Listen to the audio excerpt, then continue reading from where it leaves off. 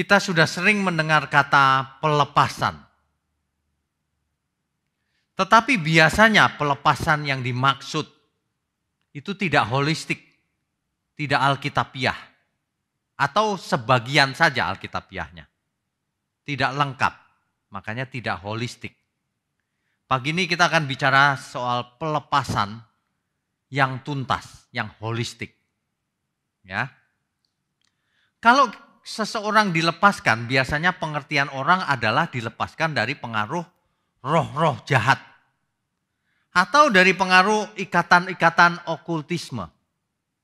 Seperti roh jahat, jimat, mistis, dukun, dan sebagainya. Ada banyak orang yang memang perlu dilepaskan kalau terikat pada hal-hal itu. Tapi kalau setelah dilepaskan tidak ada follow up apa-apa, maka itu tidak ada gunanya. Atau sekali gunanya. Nah, tentu saja yang dilakukan itu benar, tapi belum lengkap. Banyak orang tidak percaya juga adanya pengaruh roh jahat ini. Padahal faktanya jelas. Faktanya ada guna-guna pengaruh jahat, kerasukan setan, itu fakta nyata.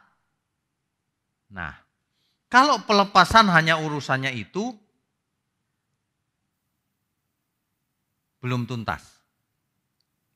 Tapi ngomong-ngomong kenapa ya kok masih ada orang yang terikat dengan okultisme?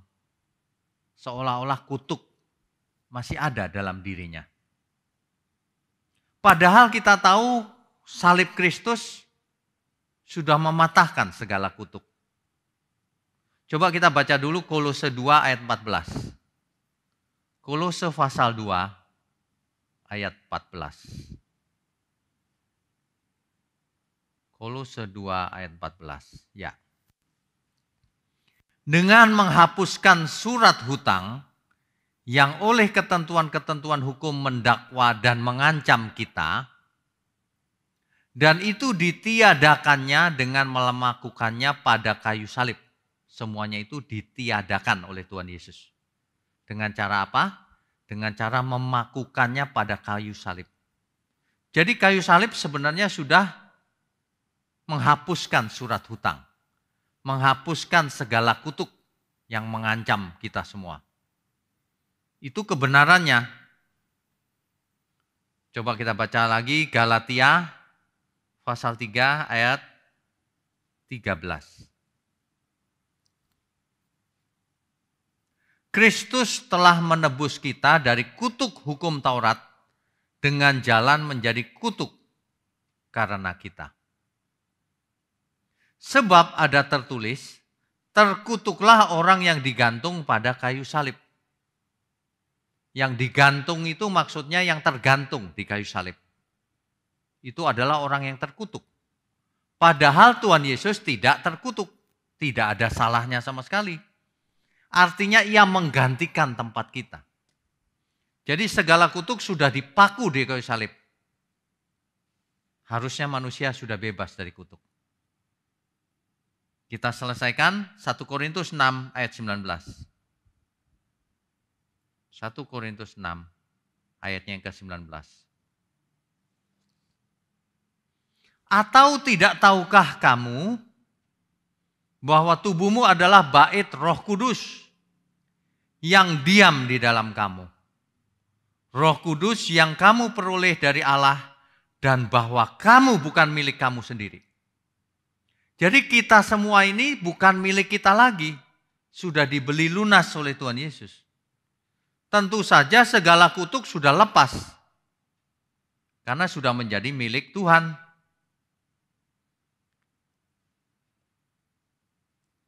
Ini jelas loh padahal, eksplisit.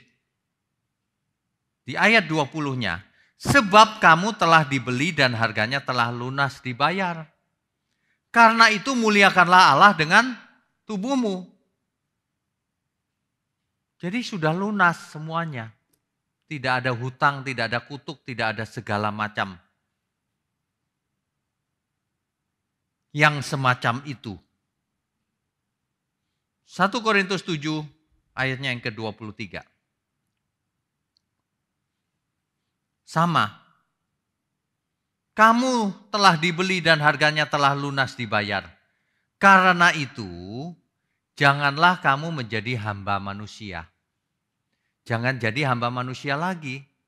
Kita sudah ditebus, harus jadi hamba Tuhan. Ya. Kalau kita baca ayat-ayat berikut ini, kita sudah tahu bahwa kita jadi milik Tuhan dan kita sudah bebas dari segala macam kutuk, segala macam ancaman hutang dan sebagainya.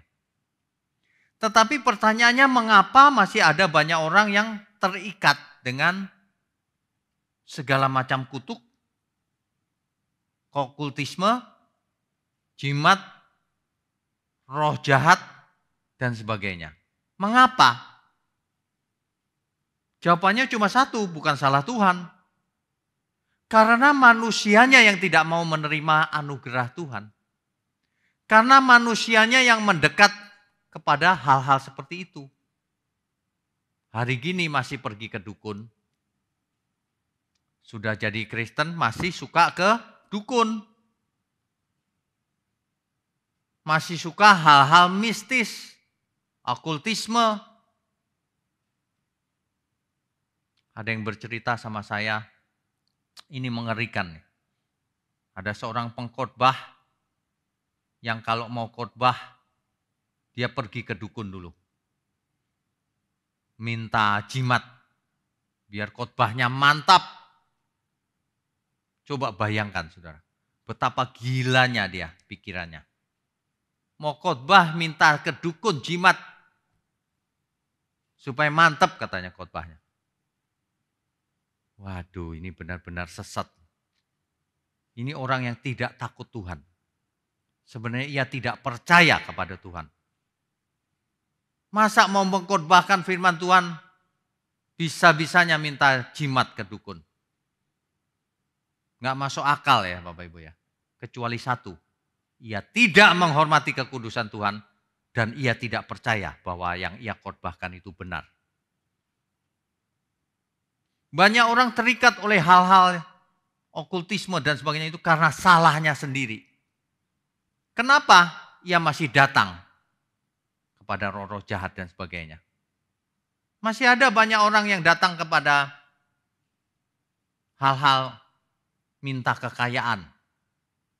Ya kalau demikian ya ia terikat lagi. Bukan berarti salib tidak ada kuasanya. Karena manusianya yang menyerahkan diri kepada kegelapan. Makanya ia terikat. Nah, untuk orang-orang seperti ini, ketika ia mau bertobat lagi, maka ia butuh pelayanan pelepasan. Atau kalau ia benar-benar bisa bertobat sendiri, ia akan mengalami pelepasan juga. Tapi kalau minta pertolongan seorang hamba Tuhan, boleh juga, enggak masalah. Jika pelayanan hanya mengusir roh jahat atau melepaskan seseorang dari pengaruh okultisme, itu relatif mudah. Kenapa? Sebab kuasa Tuhan pasti lebih besar daripada seluruh kuasa yang ada di bumi, di langit manapun. Sebab kalau kita menengking dalam nama Yesus, roh jahat pasti takut. Asal kita hidup benar, hidup kudus. Jadi relatif mudah. Yang jadi masalah itu bukan itu Bapak Ibu. Coba Bapak Ibu bayangkan seorang yang kerasukan setan. Kerasukan setan. Lalu kita tengking ia. Dalam nama Yesus setan keluar. Setannya keluar. Roh jahatnya keluar. Tapi yang ada di situ masih ada orang jahatnya. Ia sendiri masih jahat. Itu tidak bisa ditengking. Ialah yang harus berubah. Bertobat, belajar, berbelok arah dari arah yang salah ke arah yang benar. Ini sulit. Persoalannya adalah pada manusianya, pada kitanya. Roh jahat gampang diusir. Tapi pikiran jahat dari seseorang, hati yang jahat, keinginan-keinginan yang banyak, yang jahat, itu sulit. Itu tidak bisa diusir dengan tengkingan. Itu tidak bisa diusir dengan doa. Itu harus melalui proses panjang. Pertobatan demi pertobatan. Pembelajaran akan kebenaran firman yang panjang. Pengalaman hidup bersama Tuhan yang akan makan waktu seumur hidup bahkan. Nah, ini sulit. Itulah sebabnya Alkitab berkata kalau engkau punya iman sebiji sesawi saja, gunung pindah. Itu bukan artinya kalau kita beriman kita pindahkan saja gunung-gunung. Bukan. Sesuatu yang sulit menjadi mungkin jika kita punya iman, bahkan sebiji sesawi. Karena iman sebiji sesawi akan bertumbuh menjadi pohon iman yang besar sekali. Yang kuasanya tak terbatas. Ya. Itulah sebabnya dalam Yohanes 1 ayat 12 dikatakan demikian. Tetapi barang siapa yang menerimanya diberi kuasa supaya menjadi anak-anak Allah.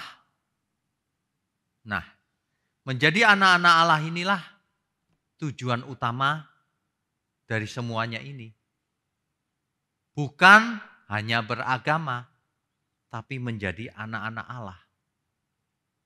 Pernah ada seorang ibu yang membawa anaknya. Kemudian saya layani, anak ini sudah main silet tangannya. Tangannya disilet-silet mau bunuh diri. Padahal masih remaja. Lalu saya tanya ke anak ini, kenapa kamu silet-silet tanganmu? Aku disuruh bunuh diri.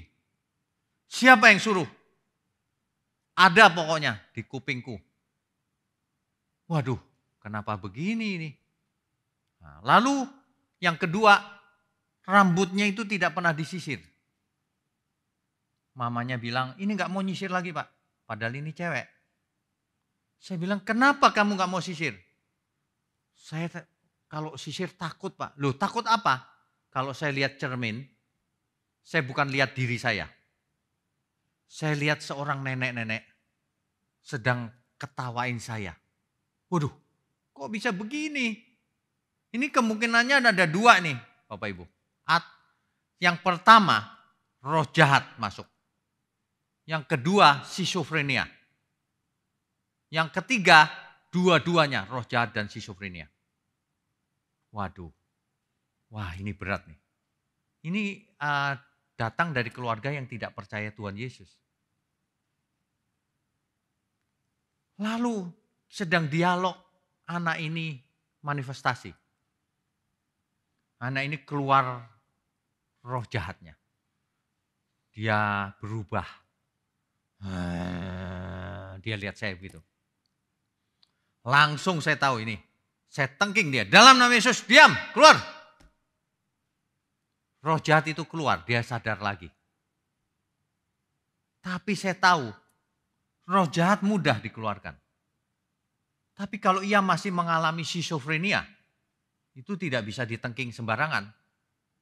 Harus melalui proses panjang pemulihan jiwanya, pemulihan pola pikirnya, pola hidupnya. Saya katakan sama mamanya, Mau enggak anak ini sembuh total? Mau. Baik. Satu-satunya cara hanya satu. Jadikan ia anak Allah. Kalau ia jadi milik Kristus, maka roh jahat tidak berkuasa. Kalau ia berpikir dengan kebenaran, maka skizofrenianya pasti sembuh. Tentu saja jawabnya mau sembuh. Caranya cuma itu, saya katakan sama mamanya. Mamanya pulang dengan anak ini dan saya pesan, jangan lupa serahkan anak ini kepada Tuhan. Sang mama dan anak ini pulang, tapi tidak kembali lagi. Setelah sampai di rumah ia telepon saya, Pak saya tidak percaya. Waduh ya saya tidak bisa memaksa ya. Saya tidak tahu apa yang terjadi sampai hari ini. Si jahat atau roh jahat ini sangat bahaya. Skizofrenia juga bahaya. Kalau pola pikir seseorang sudah dipengaruhi oleh kejiwaan, itu berbahaya. Disuruh bunuh diri, silet-silet tangan, disuruh lompat biasanya. Dari genteng itu disuruh lompat. Itu sudah sering saya ketemu dengan penderita skizofrenia atau yang roh jahat masuk. Gejalanya mirip. Disuruh lompat dari atas, suruh bunuh diri. Banyak orang dipengaruhi oleh roh jahat, kasihan. Masalahnya sebagian orang Kristen juga merasa sudah selamat. Bukannya kita berusaha menolong banyak orang, malah keselamatan Tuhan yang tentukan. Keselamatan Tuhan yang inisiasi, yang mulai. Tapi kita harus ikut dalam proyek keselamatan itu. Menjadi saksi Kristus sampai kemana kita pergi. Untuk apa? Supaya banyak orang diselamatkan. Amin ya. Kita itu harus sadar dan berubah. Kisah Rasul 3 ayat 19. Sebab kalau Kristus mati di kayu salib tapi kita tidak mau sadar dan berubah, kita tidak selamat. Selamat itu karena Kristus mati di kayu salib dan kita mau berubah dan sadar, bertobat. Keselamatan itu bukan ditentukan Tuhan, nasib gitu, bukan. Keselamatan itu Tuhan yang berikan, kita yang meresponi. Kalau manusia menolak, tidak ada keselamatan buatnya. Atau pasif menunggu diubah oleh Tuhan. Tidak, kita yang harus berubah dan sadar. Amin ya Bapak Ibu ya. Berubah dari apa? Satu, ingat, pelepasan yang holistik itu, kita harus melepaskan kedagingan kita. Kedagingan itu soal makan minum yang tidak benar. Soal seks yang tidak benar. Harus dilepaskan kedagingan itu. Jangan roh jahatnya pergi tapi kedagingannya masih ada. Manusianya masih kedagingan. Binasa, tidak ada gunanya pelepasan itu. Harus dilepaskan kedagingannya dari seseorang, dari manusia, dari kita semua. Harus dilepaskan kejiwaan yang tidak benar itu, keinginan mata, keangkuhan, dan segala keinginan yang Tuhan tidak suka. Yang berikutnya, pelepasan itu seseorang harus mengalami pelepasan dari segala kepahitan yang disimpan di hati. Luka hati, trauma, dendam. Di antara Bapak Ibu ada yang masih dendam ini. Ada banyak orang sakit hati di masa lalunya terhadap seseorang. Entah terhadap pasangan hidup, entah terhadap sahabat yang menyakiti hatinya, mengkhianati hidupnya. Ada banyak orang yang menyimpan dendam, sakit hati. Trauma karena diperlakukan tidak adil. Karena dianiaya, karena bencana. Harus dilepaskan semua ini. Karena semua kita pasti mati. Jadi jangan terikat pada masa lalu. apapun bentuknya. Dunia ini memang tidak bisa diharapkan. Jadi lepaskan. Kalau ada di antara saudara yang dulu diperkosa, lepaskan rasa bersalah. Tidak ada, itu bukan salahmu. Tuhan tidak anggap tubuh kita najis. Tubuh kita bait Allah ketika kita bertobat. Amin. Yang menyimpan sakit, dendam, kepahitan, lepaskan, tidak ada gunanya. Malah jadi penyakit nanti. Penyakit kanker, sirosis, dan ditolak Tuhan. Barang siapa tidak mengampuni sesamanya, tidak diampuni. Ayo lepaskan Bapak Ibu, lepaskan semua itu. Ya. Lepaskan segala trauma, apapun penyebabnya. Lepaskan kedagingan kita. Jangan terikat pada makan minum yang tidak benar, seks yang tidak benar. Lepaskan keangkuhan. Lepaskan, sembuhkan segala sakit jiwa kita. Ayo kita sembuh. Hidup cuma satu kali. Ayo kita nikmati bersama Tuhan. Ayo kita angkat beban, pikul salib kita, tapi dengan semangat, dengan hati yang gembira. Sebab semuanya kita lakukan bersama Tuhan. Amin. Ya, haleluya. Biarpun kita banyak masalah, kita tetap happy. Karena kita bersama Tuhan. Karena Tuhan bersama kita. Dalam suka maupun duka. Wah. Sebenarnya hidup ini memang menarik. Cuma banyak orang tidak mengerti. Saya merasa hidup ini menarik dari dulu. Sebab Tuhan beserta kita. Banyak masalah? Banyak. Tapi Tuhan beserta kita. Dan itu lebih dari cukup. Kita percaya bahwa di akhir hidup kita, Tuhan akan tersenyum. Amin. Lepaskan semuanya, tidak ada gunanya disimpan. Ada orang yang menyimpan dendamnya itu sampai mau mati loh. Padahal orang yang menyebabkan dia sakit sudah bertobat dan sudah meninggal lama. Dia masih sakit hati. Yang begini tidak bisa ditengking. Yang begini kitanya yang harus bertobat. Kitanya yang harus berubah pola pikirnya. Kitanya yang harus minta ampun sama Tuhan. Kitanya yang harus mengerti firman. Bahwa tanpa pengampunan tidak ada pengampunan juga. Tanpa kita mengampuni sesama dan mengasihinya, kita tidak diampuni dan dikasihi oleh Tuhan. Ya, hukum tabur tuai. Lukas 14 ayat 33. Bapak Ibu kalau baca Alkitab ya, jangan cuma diaminkan di mulut.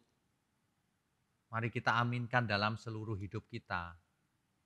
Lukas 14 ayat 33. Demikian pula lah tiap-tiap orang di antara kamu, ini kata Tuhan Yesus nih, yang tidak melepaskan dirinya dari segala miliknya tidak dapat menjadi muridku. Tidak melepaskan dirinya dari segala miliknya. Apa sih milik seseorang yang harus dilepaskan itu? Ya semuanya itu. Hartanya. Meskipun memiliki, jangan merasa memiliki. Supaya bisa digunakan untuk kemuliaan Tuhan.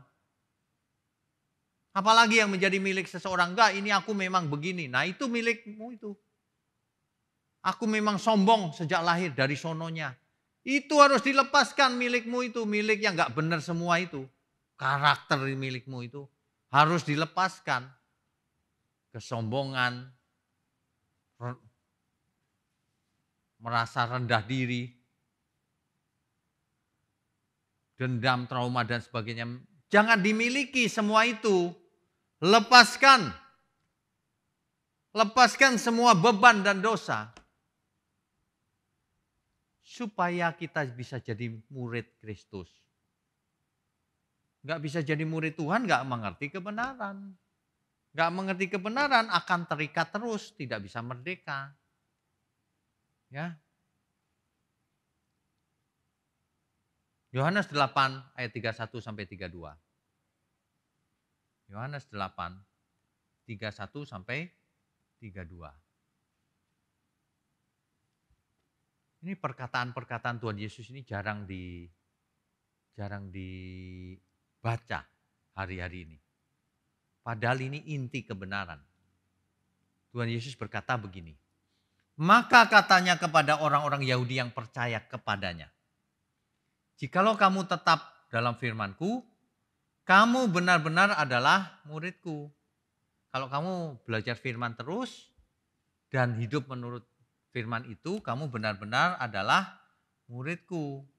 Dan kalau kamu begitu, dan kamu akan mengetahui kebenaran. Dan kebenaran itu akan memerdekakan kamu. Memerdekakan. Melepaskan dirimu dari segala ikatan dosa. Melepaskan dirimu dari ketidaktepatan. Dari kesesatan. Dari hal-hal yang Tuhan tidak suka. Itu maksudnya. Ya. Nah. Makanya firman Tuhan berkata, Yesus mati di kayu salib supaya kita semua, yaitu kita yang telah mati terhadap dosa dan yang kita hidup untuk kebenaran, kita sembuh. Sembuh atau lepas dari penyakit apa? Kesesatan. Itu. Jadi pelepasan yang sebenarnya atau yang holistik itu dalam segala hal, bukan hanya roh jahat. Jadi kalau kita masih menyimpan hal-hal yang memiliki hal-hal yang tidak berkenan di hadapan Tuhan, itu belum mengalami pelepasan yang utuh, yang holistik, yang alkitabiah. Ya. Lepaskan segala milikmu, kata Tuhan Yesus. Segala milik ini bukan hanya aset, tapi termasuk seluruh keberdosaan kita. Seluruh sifat-sifat keberdosaan kita. Lepaskan, bebaskan semua itu. Itu maksudnya. Begitu ya Bapak Ibu ya. Hidup ini pilihan sebenarnya. Dalam segala hal kita harus memilih. Apakah kita mau di pihak Tuhan atau bukan di pihak Tuhan. Di dalam firman Tuhan Matius 6 ayat 24 dan Lukas 16 ayat 13. Di situ kita harus memilih. Kita mau pilih Tuhan atau pilih mamon. Banyak orang terikat terhadap mamon. Sehingga membaca firman pun bisa salah. Masa membaca firman begini, bersahabatlah dengan mamon yang tidak jujur. Padahal kalimatnya tidak demikian. Bersahabatlah dengan mempergunakan mamon yang tidak jujur. Bersahabat dengan siapa itu maksudnya? Tentu dengan Tuhan. Mempergunakan mamon. Nah, kalau seseorang terikat pada mamonnya, ia tidak bisa menggunakan mamonnya untuk bersahabat dengan Tuhan. Mamon itu harus dilepaskan sebagai alat untuk bersahabat dengan Tuhan. Jangan merasa memiliki.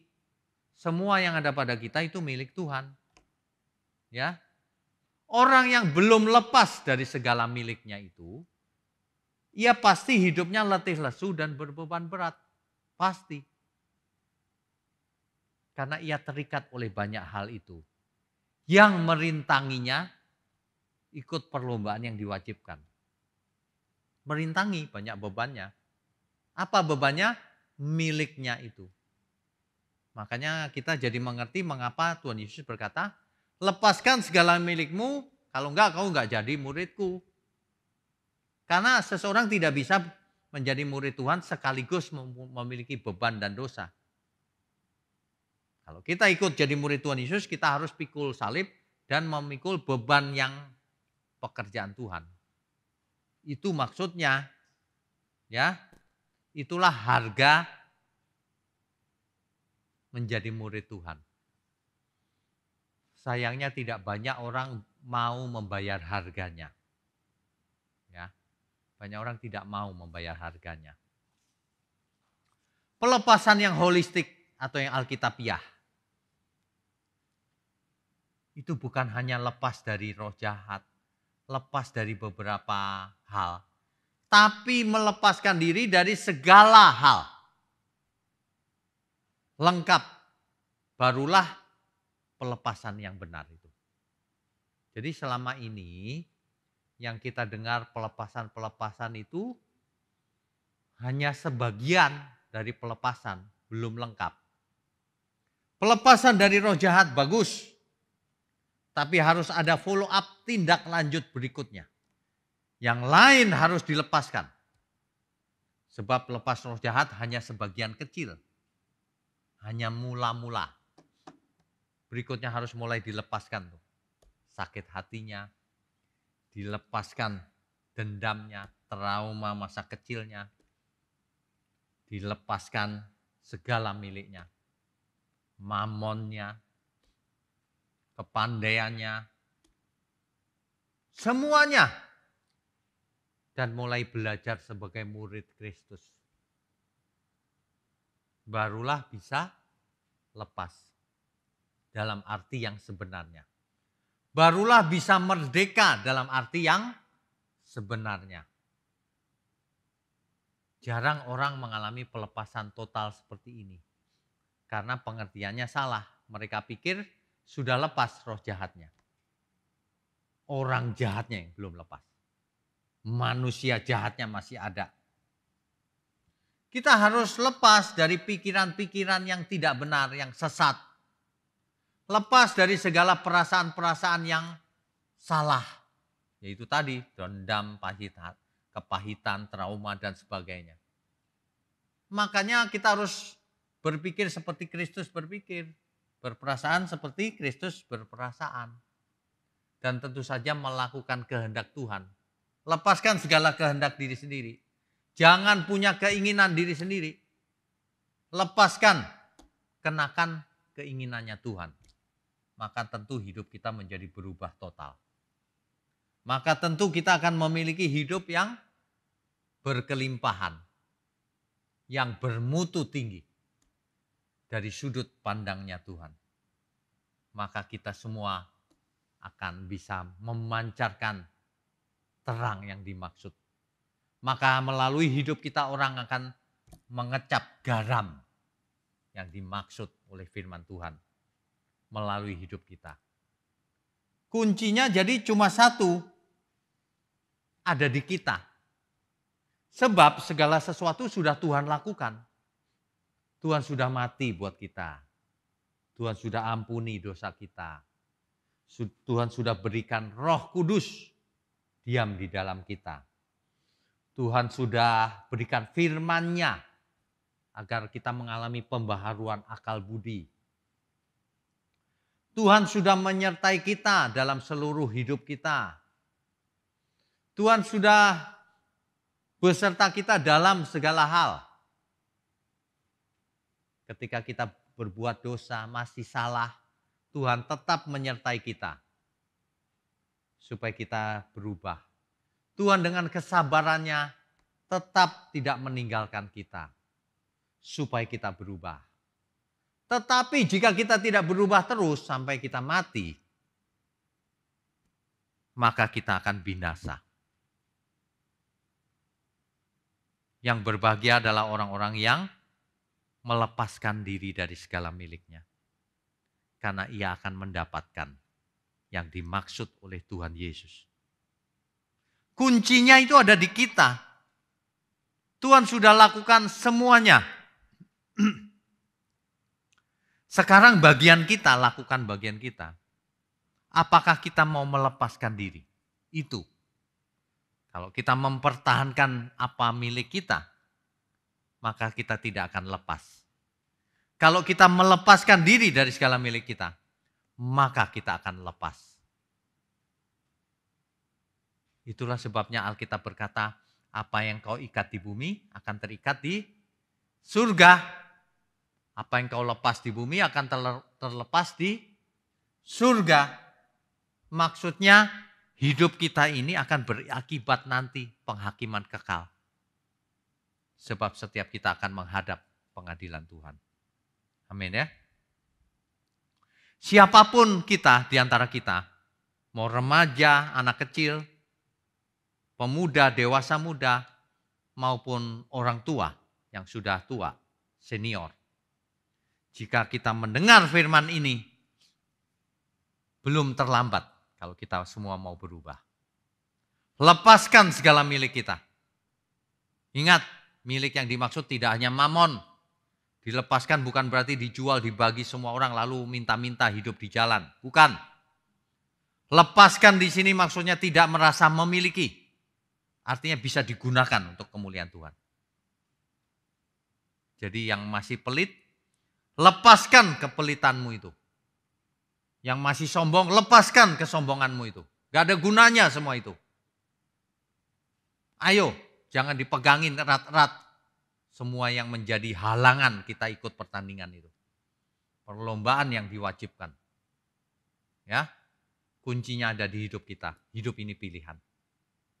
Kalau kita mau ikut Tuhan Yesus, harus all out. Lepaskan segala milik kita. Jangan pernah berkata, aku memang begini dari dulu Pak. Dari sononya. Gak bisa jadi murid Kristus. Harusnya kita semua, aku mau jadi murid Kristus. Apa biayanya Tuhan? Lepaskan segala milikku, siap Tuhan. Meskipun sulit, aku mau belajar. Mestinya begitu. Tentu saja Tuhan disukakan kalau kita seperti itu. Mari Bapak Ibu, selagi kita masih punya kesempatan, mari kita lepaskan segala milik kita. Dan kita belajar lagi dari nol kebenaran firman. Marilah kita hidup, kita arahkan hidup kita hanya untuk menjadi berkat. Hanya untuk belajar firman. Hanya untuk menyelamatkan banyak orang.